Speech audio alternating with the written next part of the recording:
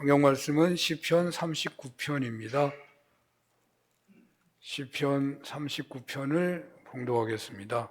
내가 말하기를 나의 행위를 조심하여 내 혀로 범죄하지 아니하리니 악인이 내 앞에 있을 때에 내가 내 입에 재갈을 먹이리라 하였도다. 내가 잠잠하여 선한 말도 하지 아니하니 나의 근심이 더 심하도다. 내 마음이 내 속에서 뜨거워서 작은 소리로 읊조릴 때에 불이 붙으니 나의 혀로 말하기를 여호와여 나의 종말과 연한이 언제까지인지 알게 하사 내가 나의 연약함을 알게 하소서. 주께서 나의 날을 한 뼘 길이만큼 되게 하심에 나의 일생이 주 앞에는 없는 것 같사오니 사람은 그가 든든히 서 있는 때에도 진실로 모두가 허사뿐이니이다. 진실로 각 사람은 그림자같이 다니고 헛된 일로 소란하며 재물을 쌓으나 누가 거둘는지 알지 못하나이다. 주여 이제 내가 무엇을 바라리요? 나의 소망은 주께 있나이다. 나를 모든 죄에서 건지시며 우매한 자에게서 욕을 당하지 아니하게 하소서. 내가 잠잠하고 입을 열지 아니함은 주께서 이를 행하신 까닭이니이다. 주의 징벌을 나에게서 옮기소서. 주의 손이 치심으로 내가 쇠망하였나이다. 주께서 죄악을 책망하사 사람을 징계하실 때에 그 영화를 좀먹음같이 소멸하게 하시니 참으로 인생이란 모두 헛될 뿐이니이다. 여호와여 나의 기도를 들으시며 나의 부르짖음에 귀를 기울이소서. 내가 눈물을 흘릴 때에 잠잠하지 마옵소서. 나는 주와 함께 있는 나그네이며 나의 모든 조상들처럼 떠도나이다. 주는 나를 용서하사 내가 떠나 없어지기 전에 나의 건강을 회복시키소서. 아멘. 인사하겠습니다. 부활하신 주님의 이름으로 사랑합니다. 사랑합니다. 시편 39편 본문으로 그림자같이 다니는 사람들이라는 제목으로 주님의 말씀을 증언하겠습니다. 왜들 이렇게 바쁜지 모르겠습니다. 살기가 좋아졌고 편리해졌는데 과거보다 지금이 훨씬 바쁜 것 같습니다. 과거에 걸어 다녔잖아요. 겨우 두발 자전거, 오토바이 타고 다녔는데 어느 날 자가용까지 생겼다고요. 그런데 더 바쁜 것 같아요. 밥을 지으려면 우물물을 길러와야 했고 빨래는 냇가에서 나가서 하고 손으로 다 걸레 빨아서 청소하고 그런 시절보다 자동으로 전기로 수도꼭지만 틀면 해결되는 시대인데 더 바쁘다고요? 편지를 써서 그 답장을 받으려면 일주일을 기다려야 하고 한 번 만나려면 날을 잡고 다른 일을 그만두고 가야 하는데 인터넷으로 스마트폰으로 바로바로 해결되는 시대인데 왜 이렇게 바쁜가요? 여행을 하면서 느끼는 것은 선진국일수록 더 바쁘다는 생각이 들어요. 언젠가 95년도인가 미국 갔다가 그 집 식구들을 다 알기 때문에 그 식구를 다 만날 줄 알았어요. 근데 남자분 한 분만 밥도 못 먹었네. 같이 한 번 딱 만나고 식구들 만나려면 밤까지 기다려야 된다고. 다 나가서 없어요. 사실 제가 캐나다에 지인이 한 분 살아서 가고 싶은데 갔다가 피해 줄까 봐 못 가겠어요. 다 일가고 없는데. 가난한 나라 사람들은 덜 바쁜 것 같고 조금 살만하면 더 바쁜 것 같아요. 특히 우리나라는 빨리빨리라는 별명을 가진 나라로 유난히 바쁘지 않게해집니다. 왜 바쁜가요? 먹고 살기 위해서. 혼자 벌어서는 온 식구들 못 먹여 살리니까 둘이 가서 일해야 되고. 일정 부분 사실이죠. 옛날에 하지 않고 포기하고 살았던 것 잘 사다 보니까 다 챙기고 더 많이 하다 보니까 바쁜 것 또한 사실 아닐까. 밥을 먹어도 국밥 반찬 한두 개면 충분했는데 지금은 요리를 하는데 요리책 보고 하더라고. 아니 지금은 유튜브 켜놓고 하더라고. 식단을 만들어서 먹고 무슨 엘빙인지 하는 것에 따라 먹다 보니까 이게 밥 먹는 것도 예사일이 아니에요. 차가 없을 때는 가지 않은데 차가 있으니까 가야 하고 돈이 별로 없을 때 그냥 아무 땅이나 예? 손바닥만한 땅이라도 뭐 꼽아가지고 심어서 따먹고 시장도 안 갔는데 지금은요, 물건을 사야 해서 시장 가고 그걸 골라야 되니까 이마트 저마트 돌아다녀야 돼요. 학교 갈 사람이 별로 없어가지고 그냥 뭐 돈 있는 사람 몇 명 갔는데 너도 나도 학교 가니까 학교만 가는 게 아니잖아요. 학원 다니지 뭐.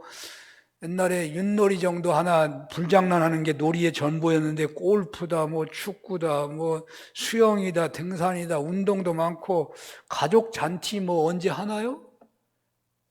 돌잔치나 한갑잔치나 하고 말지 생일날 뭐 결혼식날 무슨 모임날에 찾다 보니까 왜 이렇게 바빠요? 사회의 구성원으로 제대로 역할하려면 수첩에다가 혹은 스마트폰에다가 다 해놓고 연락해서 만날 사람들 시간 장소 해놓고 쏜살같이 달리며 살아가야 겨우 인정을 받을 만큼 일이 많은 시대를 살고 있어요. 유기체처럼 되어 있는 이 사회의 구조 속에서 사랑구실하려면 아마 바쁘지 않고는 인정받으며 살기는 매우 힘든 세상이 되어버린 것 같아요. 아마 사회생활 온전히 하면서 신앙생활 제대로 하려면 하루 3-4시간만 자야 겨우 가능하려는지도 모르겠습니다. 어떻게 해야 하는 것인가요? 이렇게 바쁘기만 한 세상에 우리 어떻게 살아야 하는가요? 왜 이렇게 바쁘게 되어버린 것입니까? 오늘 본문 6절을 한번 읽어보겠습니다. 다 같이 읽어봅니다. 시작. 진실로 각 사람은 그림자같이 다니고 헛된 일로 소란하며 재물을 쌓으나 누가 거둘는지 알지 못하나이다. 아멘. 헛된 일과 재물 쌓기에 너무 분주하게 또 잡다하게 움직이기에 소란하다라고 말하고 있어요. 왜 바쁘냐? 세상 헛된 일에 재물 쌓기에 잡다한 일 때문에 소란하고 분주하다는 거예요. 돈이 있어야 이 생에서 먹고 살고 집을 갖고 욕구를 채울 수 있고 삶을 즐길 수 있고 하고 싶은 일을 하고 수 있는 유일한 수단이기 때문에 그 돈을 벌기 위해서 그렇게 바쁘고 소란할 수밖에 없는 거죠. 바쁘게 사람들을 만나는 것도, 바쁘게 잔치집을 찾아다니는 것도, 바쁘게 모임마다 얼굴을 내미는 것도 보고 싶어서만이 아니고 축하하고 함께 기뻐해서만이 아니고 실상은 돈을 벌려고 하는 중심 목적이 다 있는 거죠. 그래서 자신이 하고 싶은 일을 하고 사는 것만이 아니라 돈을 벌기 위해서는 하기 싫은 일도 하고 그림자같이 살아가는 삶을 살게 되기 쉽다는 거죠. 자기가 원하지도 않는 일을 수도 없이 하고 살아가는 거예요. 시중에 파는 대부분의 달걀은 무정란입니다. 아시죠? 그 달걀은 어미가 품어도 병아리가 나오지 않아요. 그런데 겉은 멀쩡합니다. 맛도 비슷합니다. 그러나 그 달걀은 실상 죽은 달걀입니다. 혹시 우리들의 삶이 무정란 같은 삶을 살고 있지 않는지 살펴봐야 하겠습니다. 시편 시인도 삶의 소란스러움에 매몰되어서 그 자신의 실존을 모를 정도라는 것이에요. 그 자신의 본 마음으로 사는 것이 아니라 세상 헛된 일에 사로잡혀서 그림자 같은 인생을 살고 있는 것을 자신이 곧 죽게 될지도 모른다는 현실 앞에서야 비로소 깨닫게 되었다는 것입니다. 본문 4절 5절 한번 읽어볼까요? 여호와여 나의 종말과 연한이 언제까지인지 알게 하사 내가 나의 연약함을 알게 하소서. 주께서 나의 날을 한 뼘 길이만큼 되게 하심에 나의 일생이 주 앞에는 없는 것 같사오니 사람은 그가 든든히 서 있는 때에도 진실로 모두가 허사뿐이니이다. 아멘. 오늘 시편 시인은요, 지지난주에 봤던 시편 38편하고 똑같은 배경이라고 합니다. 다윗이 극한 고통, 질병 아래 놓여 있는 것이 배경입니다. 그는 그 질병의 고통 속에서 곧 죽을지도 모른다는 위기 속에서 자신의 남은 인생이 일생이 손바닥 정도밖에 남지 않았다는 것을 알게 되었을 때에 세상에서 든든히 서서 활동하고 있는 것도 허사라는 것을 깨닫게 되고, 그리고 더 나아가서 모든 사람들이 바쁘게 살아가는 것은 세상에 헛된 일이나 재물을 쌓으려고 소란할 뿐인데, 그럼에도 소란하게 땀 흘린 후에 결실을 누가 취하겠느냐고 말하고 있습니다. 자기가 취하지도 못한다고 말이죠. 지난주에 두 분의 장례식이 있었습니다. 우리 권복자 사모님은 서울 신암교회가 고향교회예요. 그래서 그곳에서 목사님과 함께 젊은 시절부터 다니셔서 장례식 후에 그 교회에서 오신 분들이 많아서 오늘은 거기 가셨어요. 제가 여러 장례를 치러봤지만 똑같은 날 임종, 같은 날 입관, 같은 날 발인 화가 나는 장례는 처음이에요. 아마 큰 교회는 종종 있겠죠. 어떻게 진행해야 할지 감을 제대로 못 잡았어요. 어떻게 해야 될지 그래서 그냥 주어지는 대로 그냥 감행을 했습니다만은, 제게 감사가 있는 것은 두 분의 장례 과정에서 설교를 하고 기도하고 집례를 하는데 그 주제가 똑같아도 전혀 무리가 되지 않더라고요. 거의 똑같이 하나만 준비하면 그냥 다 되니까 천만다행이더라고요. 용어만 조금 조절하면 방향이 똑같았습니다. 두 분이 고향이 달랐거든요. 아니, 서로 고향이 다니. 그 두 분의 삶이 고향을 떠난 삶이었거든요. 한 분은 중국에서 태어났고 한 분은 북한에서 태어났으니까. 두 분 다 하나님께 온전히 헌신하셔서 우리 교회 공동체의 귀한 분들이셨는데 저에게는 더 귀한 분들이셨거든요. 그래서 그런지 이분들의 마지막을 하나님께서는 합당하게 대접해 주시는구나 하는 생각을 떨쳐버릴 수가 없었습니다. 제 생각입니다마는 최옥순 권사님은 서울 동작동 현충원에 모셔졌는데 그 자리가 그렇게 자리가 편안하고 좋았었다고 김영호 권사님이 얘기하시더라고요. 김희곤 목사님은 아들들이 외국에 다 있어가지고 어디 안장할 자리도 찾기가 어려웠는데 제가 어떻게 사모님하고 같이 하루를 보내면서 이곳저곳 다니면서 봉안장을 결정했는데요. 마치 예수님의 그 묘지 아리마대 요셉이 한 것처럼 내가 한 것인가 하는 생각이 들기도 하더라고요. 이렇게 복된 장례시였다가 하더라도 남편과 어머님이 떠나신 그 빈자리는 아마도 매우 크리라고 생각됩니다. 3일 지나고 일주일이 지나면서 더욱 그리워지기도 할 것입니다.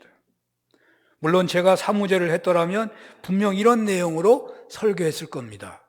기독교에서 사무제는 초성묘, 첫 성묘라고 할 수 있습니다. 그래서 저는 사무제는 모든 유족들이 고인에 대한 애도를 종결하고 세상 현실의 삶을 시작하는 날이라고 설교하곤 합니다. 보통 유족들은 돌아가신 고인을 더 마음에 오래 품고 있어야 고인에 대한 애도와 고인에 대한 효도, 고인에 대한 사랑을 바로 하는 것이라고 생각하기가 쉽습니다. 그래서 고인을 잊어버리고 세상 삶을 정상적으로 며칠 만에 시작한다고 한다면 미안함과 죄송감을 떨쳐버릴 수가 없다는 거죠. 바로 그것을 해결해 주는 데에 목회자의 설교가 역할을 하는 겁니다. 내가 이렇게 어머니를 떠나보내고 내가 남편을 떠나보내고 새 삶을 시작하게 된 것은 목사님이 선포하신 말씀대로 한 것이지 돌아가신 분에게 그 무슨 불경 같은 것 행한 것이 아니라고 믿고 편안하게 살 수 있다는 거예요. 예배와 성직자의 선포가 없으면 고인이 얼마나 소중한 분인데 어찌 그렇게 쉽게 망가갈 수 있는 것인가 하는 불효감, 죄송한 마음을 품게 되어가지고 현실의 삶에서 살아있는 사람과의 삶보다 돌아가신 분을 품고 살게 되는 위험성이 있는 거예요. 그 좋은 게 아니에요. 위험한 거지. 살아있는 사람이 죽은 사람을 품고 사는 건 좋은 게 아니에요. 유교는 그 과정이 중요하다고 말해서 3년씩이나 그렇게 살게 해요. 마음은 떠나버렸는데 떠나지 않게 하려고 아예 그냥 집 지어놓고 같이 살게 만들어버리잖아요. 기독교는 무덤의 종교가 아니에요. 기독교는 부활 종교, 부활 신앙이에요. 예수님 무덤도 없어요. 무덤이 다 있었는데 다 비어 있어요. 무덤에 없다니까요. 살아계신다니까요. 사무제 이후에는 부활 종교이기 때문에 산 사람을 중심으로 살라고 저는 늘 설교합니다. 고인과의 관계를 이렇게 영적으로 정리하시면 되겠는데, 그럼에도 불구하고 신앙 가족과 영원한 이별인 장례식은 이적이나 함께 하신 분들은 분명코 인생 무상 같은 것을 느끼지 않을 수 없을 겁니다. 시인은, 오늘 본문의 시인은 삶이 얼마 남지 않았다고 고통 중에 직시하면서 인생 무상을 관조하고 있는데요. 지난주에 장례 현장을 여러분들 묵상하시거나 혹 자신의 벗어나기 힘겨운 질병이나 문제가 있다면 그 현실을 하나님 앞에 내놓으시고 자신들의 남은 생애를 관조해 보셨으면 좋겠습니다. 이게 오늘 설교에 접근하는 방법이에요. 그리하여 시편 시인처럼 이참에 우리 내에 바쁘고 복잡하고 소란스럽게 살고 있는 것이 다 그림자 같은 삶을 살아가는 것은 아닌지 생각해 보았으면 좋겠다는 거예요. 왜 우리가 이렇게 바쁘게 살아가는가? 그림자같이 살아서 그렇다고 말해요. 무엇 때문에 그렇게 바쁘게 살아가고 있는지, 오직 물질을 쌓기 위하여 아니면 헛되고 헛된 일에 그렇게도 달리고 있는 것은 아닌 것입니까? 그림자 같은 삶을 살아가는 것은 헛되고 헛된 것을 목적 삼아 살아가는 것이라고 하더라도 일정 부분 소기의 결과물이 있기 때문에, 그래서 세상 사람들은 떵떵거리고 잘들 살아갑니다. 이렇게 소란스럽게 정말 고백할 정도로 눈꽃 뜰 데 없이 그렇게 바쁘게 살아가기 때문에 내가 사람 구실한다고 떵떵거리고 살아갈 수 있어요. 그래서 이런 결과도 있다고 말하며 살 것입니다.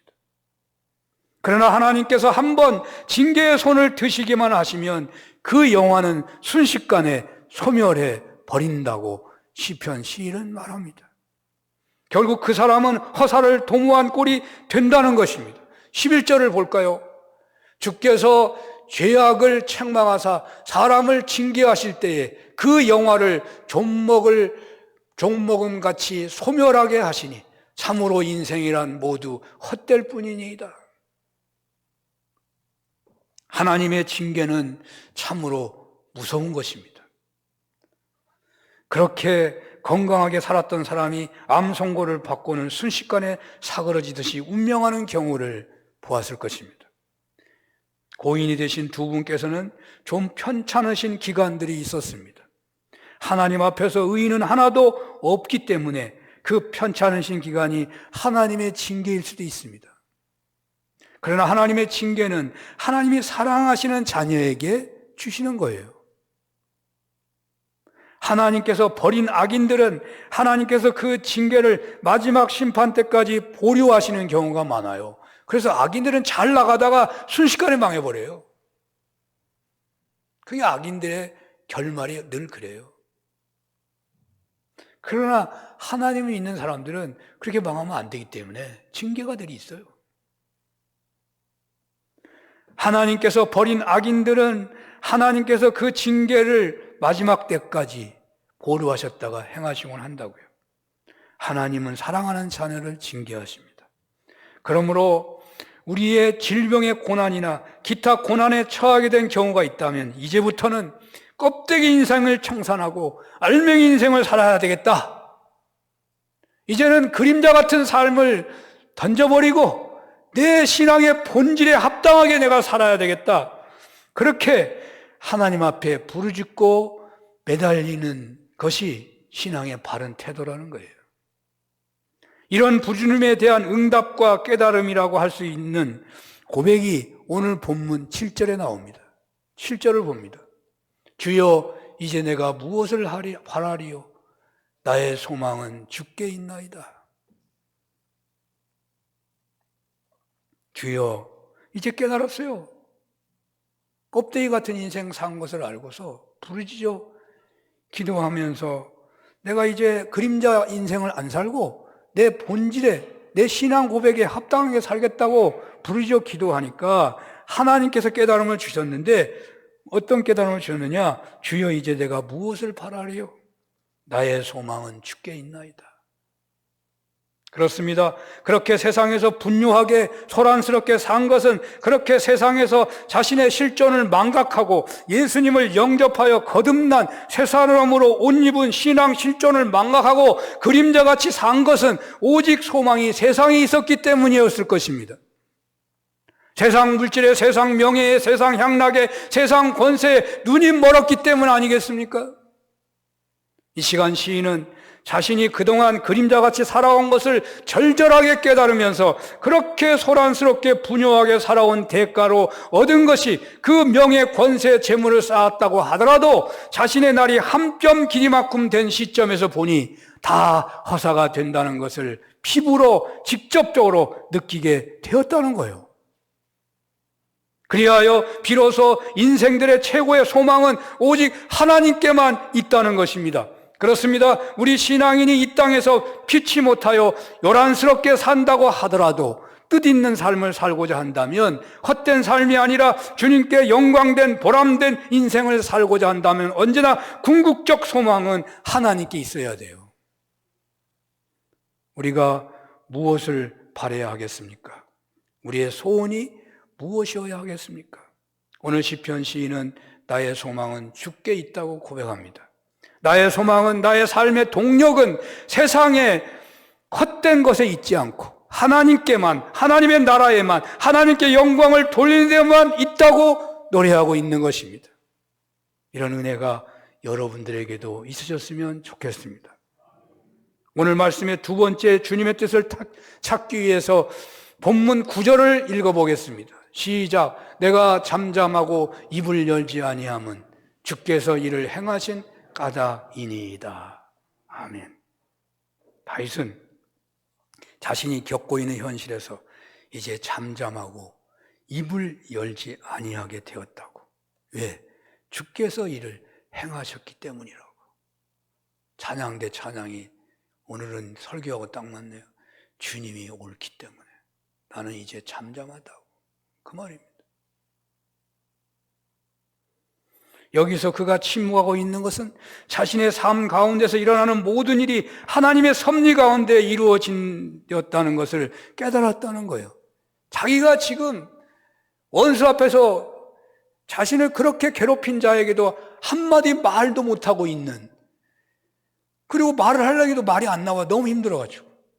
너무 고통스러웠어. 자기 죽음이 바로 코앞에 있어.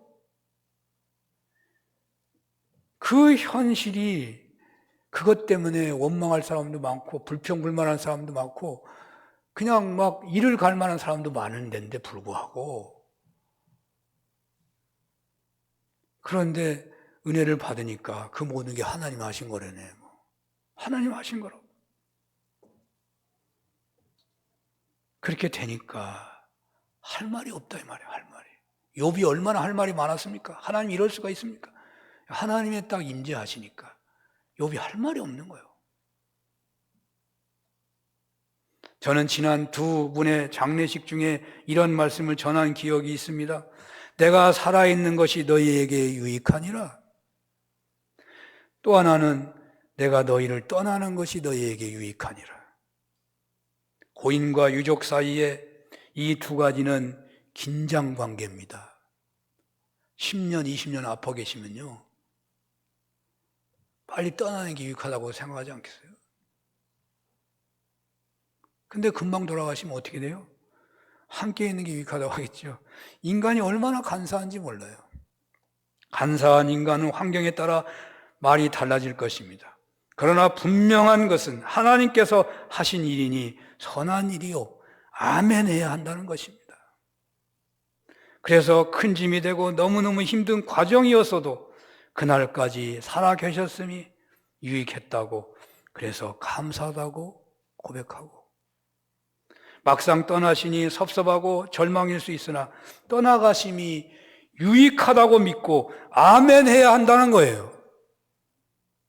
하나님이 행하신 일이라 그렇다는 것입니다.